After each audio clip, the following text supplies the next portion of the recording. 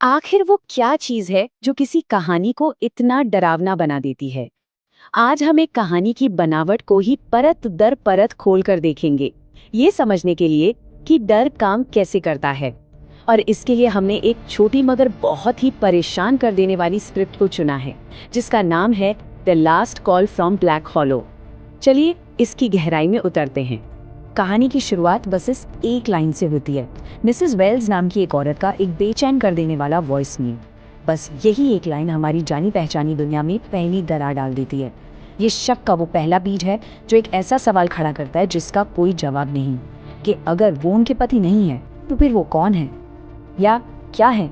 हर अच्छी डरावनी कहानी की तरह इसकी शुरुआत भी एक सेटअप से होती है, पर ये सिर्फ एक शुरुआत नहीं है, ये हमारी उत्सुकता के लिए बहुत सावधानी से बिछाया गया एक जाल है। ये कहानी का पहला पड़ाव है जहां किरदारों के लिए और हमारे लिए भी चारा डाला जाता है।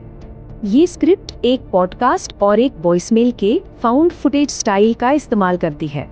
ये एक ऐसी तकनीक है जो कहानी और असलियत के बीच की लकीर को धुंधला कर देती है। हमें ऐसा लगता है कि हम कोई कहानी देख नहीं रहे, बल्कि उसे होते हुए सुन रहे हैं, जो इसे और भी ज्यादा खतरनाक और असली महसूस कराता है। तो पहेली के शुरुआती टुकड़े कुछ ऐसे हैं। पॉडकास्ट होस्ट के सामने एक ऐसा दावा आता है जो हर तर्क को झुठला देता है। एक ऐसा धोखेबाज जो एक ऐसे आदमी का रूप ले रहा है जो 10 साल पहले मर चुका है। जाहिर है उनका पहला रिएक्शन यही होता है कि ये कोई मजाक है, लेकिन शक का वो बीज अब बोया जा चुका था। और फिर ये सबूत सामने आता है, एक तस्वीर, बस एक अकेली तस्वीर जो एक अजीब कहानी को एक असली खतरे में बदल देती है। एक धुंधला चेहरा, खाली सफेद आंखें। ये तस्वीर किसी बुरे सपने जैसी है। एक बार देख लेने के बाद इसे भुलाना नामुमकिन है। यही वो तस्वीर है जो सब कुछ बदल देती है। तो सबसे बड़ा सवाल ये है, आखिर वो वहां जाने का फैसला करते ही क्यों हैं? ये वो पल है जब उनकी उत्सुकता और एक अनजाना सा डर उनके शक पर हावी हो जाता है। ये कहानी का पहला बड़ा मोड़ है जो हमें सीधे दूसरे एक्ट में ले जाता है। और बस इसी के साथ हम दूसरे एक्ट में पहुंच जाते हैं, ठीक उसी वक्त जब किरदार उस घर की दहलीज के अंदर कदम रखते हैं। हॉरर में कोई भी जगह सिर्फ एक जगह नहीं होती, और यहाँ ये घर खुद एक शिकारी है। ये कोई लोकेशन नहीं, ये एक जाल है। जरा गौर कीजिए कि स्क्रिप्ट कैसे डर का माहौल बनाने के लिए छोटी छोटी चीजों का इस्तेमाल करते हैं। सड़ते हुए घर का नजारा, अपने आप चरमरा कर खुलता दरवाजा, अलग अलग ताल पर चलती घड़ियों का शोर, हर एक चीज बेचैनी और उलझन को बढ़ाती है। और फिर दरवाजा जोर से बंद हो जाता है। अब जाल कस चुका है। हॉरर में आवाज का खेल बहुत बड़ा होता है। देखिए, एक पुराने घर से चरमराने की आवाजें आना आम बात है, हम ऐसी उम्मीद करते भी हैं। लेकिन ऊपर की मंजिल से किसी चीज की जानबूझकर घसीटे जाने की आवाज, वो कुछ और है। वो बताती है कि घर में जो कुछ भी है वो सिर्फ हवा नहीं है, वो कुछ जिंदा है, सब्र रखे हुए है और खतरनाक है। और ये है वो पल जहाँ सच सामने आता है।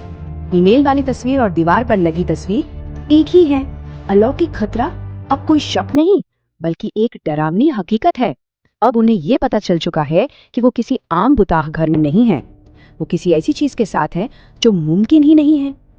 अब हम कहानी के उस मोड़ पर पहुंचते हैं जहां टकराव होना तय है। ये वो पल है जब वो अनदेखा खतरा आखिरकार किरदारों के और हमारे सामने आता है। अब तक जो भी माहौल बनाया गया था वो बस इसी एक पल के लिए था।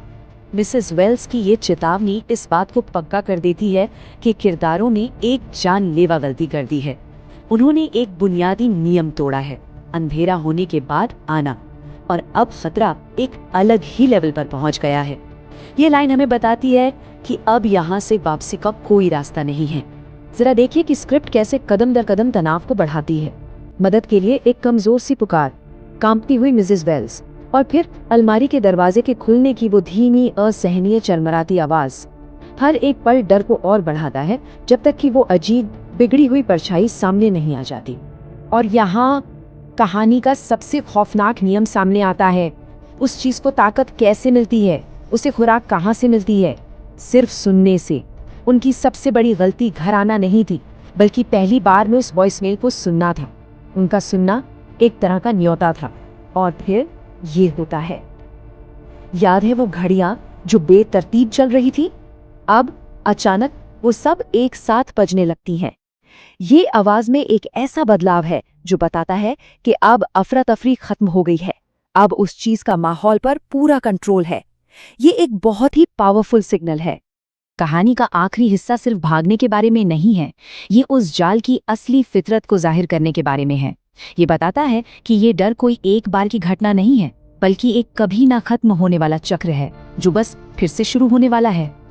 ये किसी बुरे सपने जैसा मंजर है। वो भागने की कोशिश करते हैं, लेकिन अब फिजिक्स के नियम लागू नहीं होते।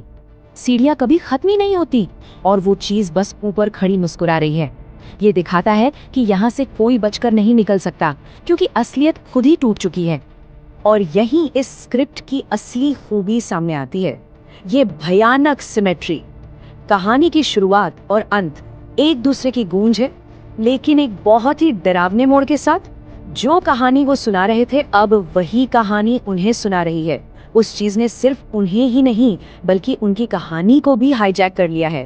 साउंड ऑडियो का ये आखिरी टुकड़ा इस बात को पक्का कर देता है, वो चीज उस घर में कैद नहीं थी। उसने उनका पीछा किया, उनकी स्टूडियो तक, उस एक जगह तक जहां उन्हें सबसे ज्यादा महफूज होना चाहिए था। डर अब एक जगह तक सीमित नहीं है, वो फैल चुका है। और ये है वो आखिरी खून जमा देने वाली लाइन। उस चीज का असली मकसद सिर्फ मारना नहीं है, उसका मकसद है जगह लेना, नकल करना और फैलना, अपनी गहरी बिगड़ी हुई आवाज से दूसरों की आवाज को चुरा लेना। अब ये एम्मा और जोएना की कहानी नहीं है, अब ये उस चीज की कहानी है जो उनकी आवाज का इस्तेमाल करके अपना अगला शिकार ढूंढेगी। और आखिर में सिर्फ अंधेरा। कहानी अचानक खत्म हो जाती है, जो एक अजीब सी दहशत और खामोशी छोड़ जाती है। ये हमें सोचने पर मजबूर करती है कि आगे क्या होगा। रिकॉर्डिंग तो अब भी मौजूद है और हम जानते हैं कि कोई और उसे जरूर सुनेगा और ये चक्र फिर से शुरू होगा।